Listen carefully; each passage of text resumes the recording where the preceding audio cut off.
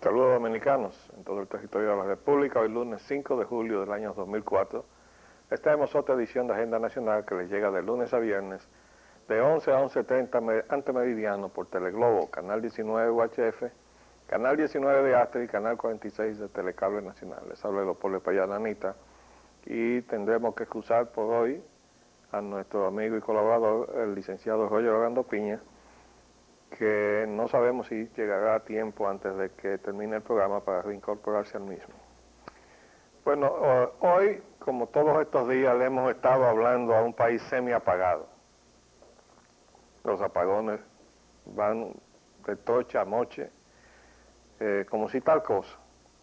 No importa que eso esté prohibido por la Constitución de la República, no importa que esté prohibido por la Ley General de Electricidad, y desde luego tampoco importa que la factura que nos llega a nosotros los usuarios no tenga las compensaciones que indica la ley desde enero del año pasado que nos corresponde por los apagones que nos dan. Pero será algún día, hasta un día, hasta un día. Tenemos que comentar necesariamente que ayer se produjo un nuevo aniversario, 22 años de la muerte trágica del presidente don Antonio Guzmán, nuestro presidente. Hay un reportaje en la prensa donde sus familiares recogen el impacto que para ellos produjo la muerte de su familiar. Ahí están hablando fundamentalmente sus hermanos, hay que dejar eso claro, porque las personas que estuvieron más cerca del presidente Guzmán en aquellos días aciagos de su muerte y también durante todo el periodo de su ejercicio, no fueron precisamente sus hermanos, fueron su hija y su yerno.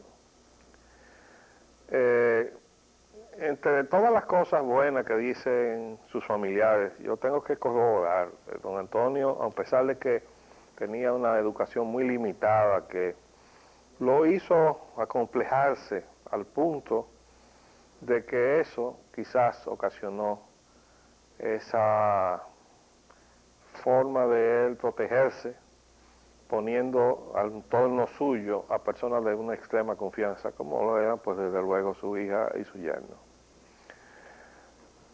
Pero en realidad don Antonio fue un magnífico presidente, llenó las expectativas de una nación que acababa de rebasar 12 años de una semidictadura, la de Joaquín Balaguer. 12 años que se iniciaron con la etapa de la posguerra civil y de la intervención militar norteamericana, y 12 años en los cuales la cantidad de muertos que se produjeron, buena parte de ellos, para no decir su totalidad, no lo producía la decisión del presidente Joaquín Balaguer, sino la acción de la CIA en sus organizaciones nacionales. Desde luego, Joaquín Balaguer autorizó todo eso. Lo autorizó cuando le puso la etiqueta de incontrolables, y entonces con eso dijo: yo no los voy a controlar, ese era su estilo, y los dejó hacer. Y esos muertos pues se le han pegado a él. Y así tiene que ser, porque él era el presidente de la República. Esos 12 años de tanta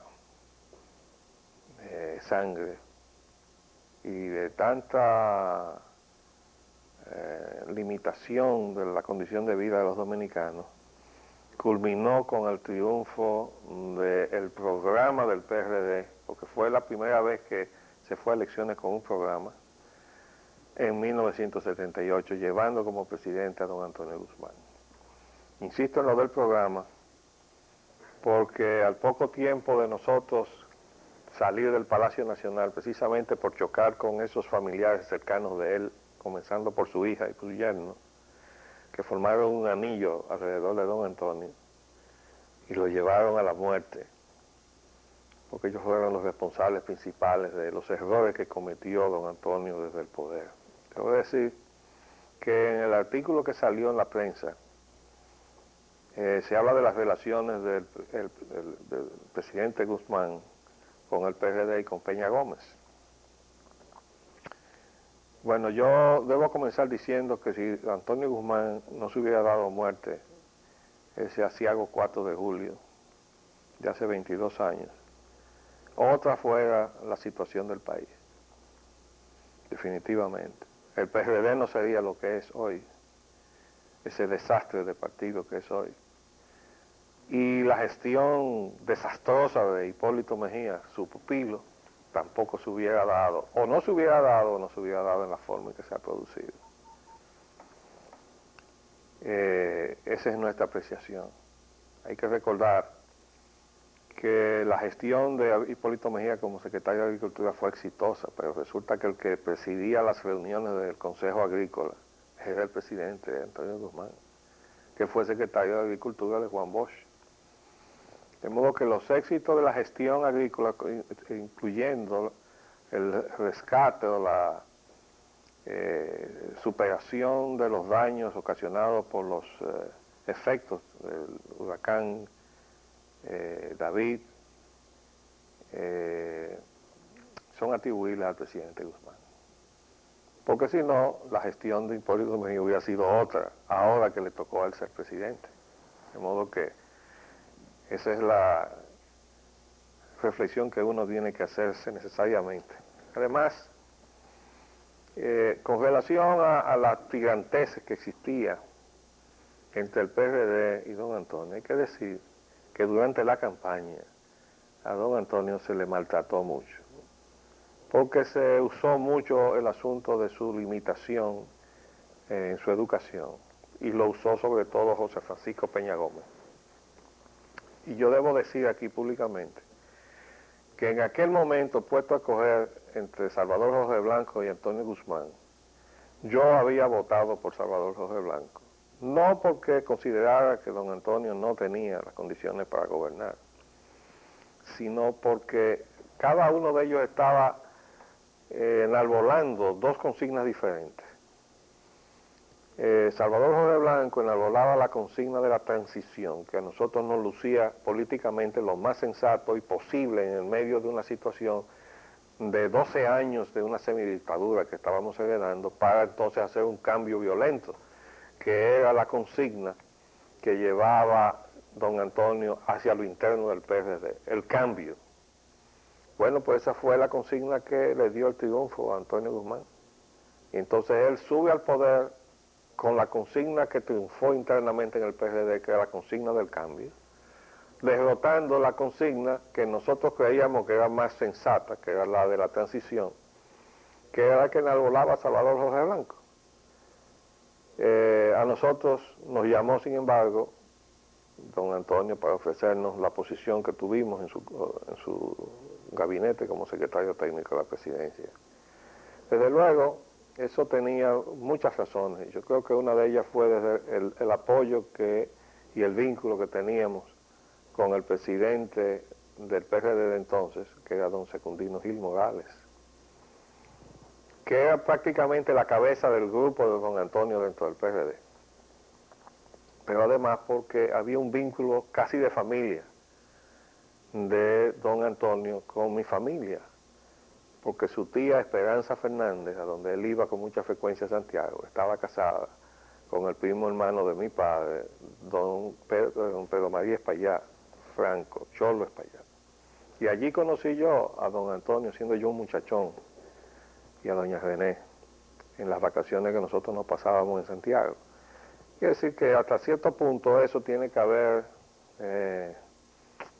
pesado a la hora de él medir si tenía suficiente confianza o no en nosotros. Yo quiero recordar que ya en la postrimería del régimen, cuando varios miembros de la dirección del PRD teníamos contactos militares que eran claves para que esa transición se pudiera producir, en una reunión que se produjo ahí en Los Prados, en la casa de su hermano, que convocó a todos los que estábamos en ese tipo de gestión, él dijo, la única persona que puede hablar por mí ahora mismo con los militares es, y me señaló a mí, Paulín Espaillá. que sí que él me demostró mucha confianza, que nosotros no traicionamos nunca. Y queríamos decir todo esto, porque a través de los acontecimientos que se produjeron en Palacio, de los cuales yo guardé mucho silencio, al extremo de que cuando se produjo mi choque con su anillo familiar, y él me llamó para decirme que se veía forzado a cambiarme de posición y nosotros le rechazamos eso. Él no tuvo más alternativa que destituirme. Yo no le aceptaba que me cambiara para ninguna parte. En el acto de sustitución mío, no se me invitó. Oiga, mira hasta dónde llegó la hazaña de su hija y de su yerno. En la sustitución mía no se me invitó al acto. Entonces yo lo que hice fue que las palabras que tenía escritas para pronunciar, fui periódico por periódico y la llevé. Y ahí, en la visita que hice al periódico El Caribe, hablando con Germán Ornes Cuascu, él me dijo, yo te voy a enterar cómo fue el problema tuyo. Entonces llamó a Cuchito Álvarez, que era el director, le dijo, Cuchito, cuéntale a Paulín qué pasó. Y ahí tuve yo la versión de lo que aconteció en la casa de don Antonio, minutos después de una entrevista en la cual yo le había reprochado que había rumor en el pueblo de que la madre y maestra estaba arropando su gobierno. Pero desde luego, vamos a hacer un paréntesis y seguimos con este tema que es importante por lo que significa y significó para lo que hoy vivimos los dominicanos.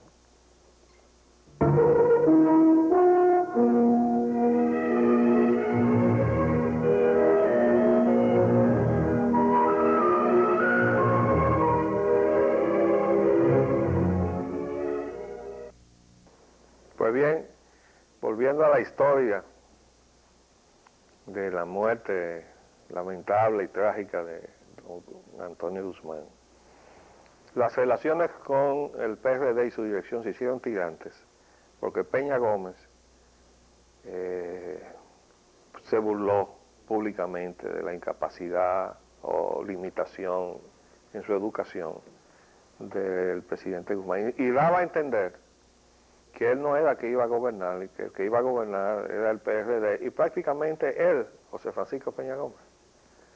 Eso fue lo que originó el que don Antonio, por razones incluso muy sensatas de la política, porque Peña Gómez no era bien visto por la estructura militar, ni por los balagueristas, ni por los antibalagueristas. Ninguno de los sectores militares quería saber de José Francisco Peña Gómez.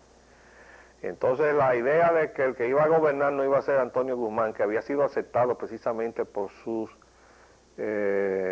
atributos socioeconómicos, así como persona, de una familia respetable del Cibao, de recursos holgados, no era ningún millonario, multimillonario, pero sí era una persona de unos recursos holgados, producto de su trabajo de toda su vida. Una persona respetada, y entonces eso lo hizo potable para los sectores de poder que se habían matrimoniado con Joaquín Balaguer durante 12 años. No es que se lo aceptaron del todo, pero por lo menos era la parte que para ellos podía aceptarse del PRD, e incluso para ciertos sectores de poder en los Estados Unidos. Bueno, pues el resultado es que don Antonio hizo mucho énfasis entonces en que el que gobernaba era él, y por eso él hablaba de mi gobierno. No era por otra cosa, sino porque las imprudencias de José Francisco Peña Gómez lo habían llevado ahí. Y además porque se hizo saña contra él en la campaña interna. Eso no debió hacerse nunca. Nosotros, por ejemplo, teníamos mucha preocupación de cómo él se fuera a desenvolver. Recuerdo como ahora, en una oportunidad que él tenía una reunión en Santiago, donde iba a exponer sobre el programa de gobierno, y el que estaba a cargo del programa de gobierno era quien habla. Entonces fuimos requeridos para estar allí junto con él, para darle apoyo en cualquier gazapo mental que se le produjera, en una pregunta, porque lo que iba a estar siendo cuestionado por los representantes de las organizaciones del Cibao. Y allí estuvimos, desde luego el intercambio lo terminamos nosotros. Pero don Antonio se desempeñó bien, sobre todo en el área que él conocía mejor que nadie, que era la parte agropecuaria. Pero ese es el motivo de la razón eficiente de esa tirantez. Y además, porque debo decir algo, había una expectativa de bienestar económico mal habido de parte de la dirección del PRD. Si se esperaba que don Antonio iba a usar recursos del Estado para hacerlos fluir a la dirección del PRD. Y recordamos como ahora que Casimiro Castro se atrevió a decir públicamente que don Antonio era un tiñoso, porque no aflojaba. Ellos estaban esperando, incluyendo a Peña Gómez, porque Peña Gómez mandaba a Casimiro Castro, como lo mandó muchas veces en aquellas negociaciones ofreciendo la candidatura del PRD cuando el PRD no iba a elecciones. Entonces mandaba a Casimiro a negociar la candidatura del PRD por la izquierda. No lo hacía él, pero mandaba entonces a Casimiro. Bueno, pues lo mismo hizo con el asunto del dinero. Bueno, pues don Antonio estaba negado a hacer eso, con mucha propiedad. Y esa fue la razón del malestar. Y además entonces eso hizo que Peña se fuera decididamente a hacer causa común con Salvador Jorge Blanco para enfrentar la gestión de Antonio Guzmán. Y recuerden que él decía que esa no era la gestión del PRD, que la que venía, esa era la del PRD, es decir, la desastrosa gestión de Salvador Jorge Blanco, donde se estrenó el paquetazo económico que tuvo la República Dominicana. Fue con el gobierno de Salvador Jorge Blanco y con Bernardo Vega en el Banco Central. Ahora, hay que decir también que ya al final de la gestión, bueno, primero hay que decir que las desviaciones en lo económico y los errores que cometió el gobierno de don Antonio fueron inducidos por gente que no tenían absolutamente nada que ver con las posiciones ideológicas y programáticas del PRD, que venían básicamente metidas en el gobierno a través de Agripino Núñez Collado.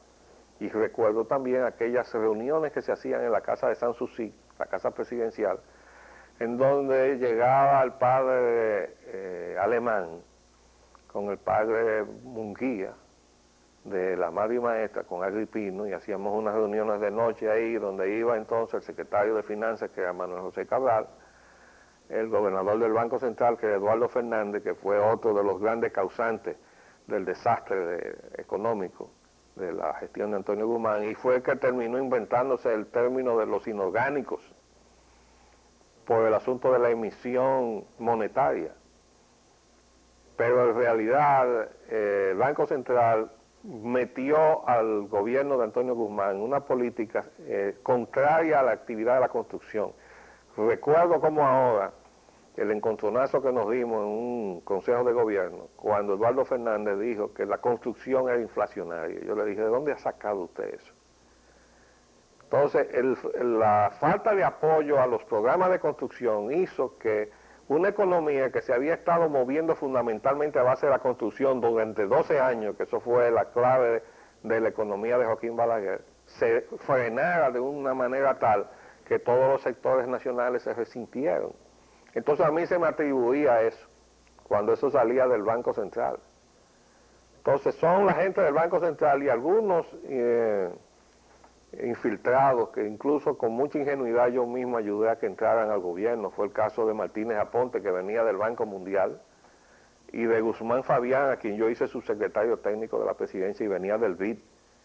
Y toda esa gente que venía de fuera, yo creo que de todos ellos el único que valía la pena era el doctor Conde, que es economista y es abogado al mismo tiempo, y estuvo también en el banco, en el Fondo Monetario Internacional, pero ese siempre ha tenido una posición correcta en defensa de los intereses nacionales, los otros no, y actuaron desde adentro para torcer el curso de la gestión de don Antonio Guzmán, e incluso algunos dominicanos de los que no venían de fuera contribuyeron a eso con el asunto del IVA, que terminó siendo el ITEVIS, Recuerdo como ahora la oportunidad en que don Antonio, en un almuerzo que dio en el Palacio Nacional al ingeniero Jorge Serrano, que era el presidente de Pemex, y que dio una parada en la República Dominicana a invitación nuestra,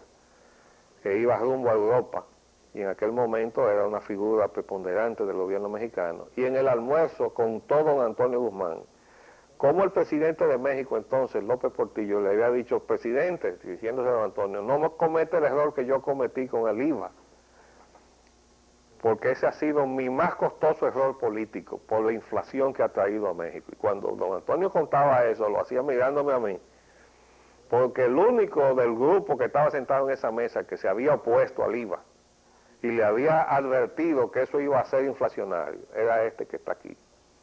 Mientras tanto, uno de los propulsores de eso, que era Martínez Aponte, entonces secretario técnico de la presidencia, cometió allí la comiquería de coger la servilleta y se la puso en la cara, porque él sabía que ese viaje iba para donde él, ¿verdad? Pero todas esas influencias indebidas y promovidas y apoyadas desde gente muy cercana a don Antonio, como su hija, y que apoyó en toda su gestión al gobernador del Banco Central, Eduardo Fernández, llevó al desastre que tuvo que provocar la salida de Eduardo Fernández del Banco Central. Pero entonces vino Carlos Despradel, y Carlos Despradel, que venía de la entraña del Banco Central, le llegó a convencer a don Antonio Guzmán de que negociara con el Fondo Monetario Internacional. Y don Antonio, en principio, cedió.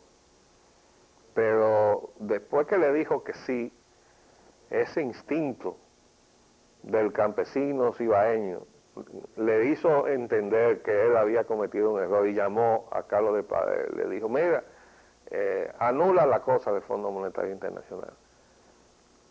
Después de la desdichada muerte de don Antonio, sin embargo, le tocó a Jacob Magluta, nuestro querido y estimado amigo también, traer al Fondo Monetario Internacional. Esta vez apoyaba la visita por Arturo Martínez Moya, que también venía de la tropa del Banco Central.